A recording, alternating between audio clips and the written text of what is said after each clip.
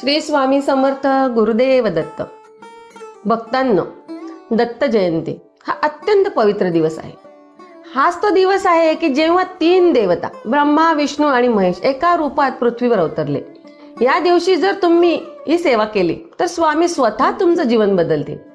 दत्त जयंतीच्या दिवशी सेवा म्हणजे केवळ पूजा नव्हे, तर ती भावनेची परीक्षा असते. स्वामींना सोनं चांदी नको असतं, त्यांना हवी असते तुमची प्रेमाची सेवा.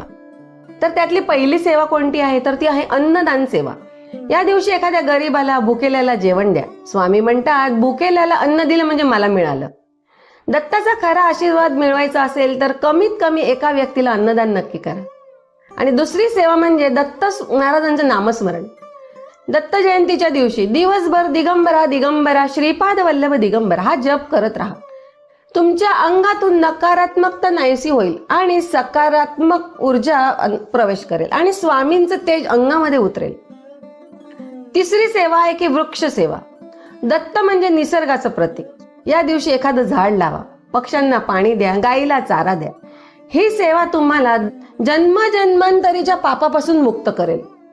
आणि सगळ्यात महत्वाचं की त्या दिवशी अहंकार सोडा. कोणाचं भलं करा, कोणाला तरी हसवा, कारण स्वामींना तुमची भक्ती नाही तर तुमचं हृदय हवं असतं.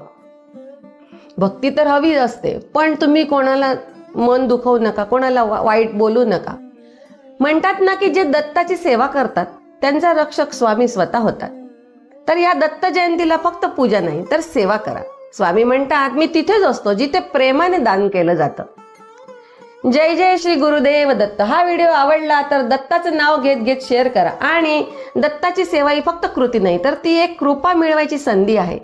म्हणून कमेंट मध्ये लिहा श्री गुरुदेव दत्त.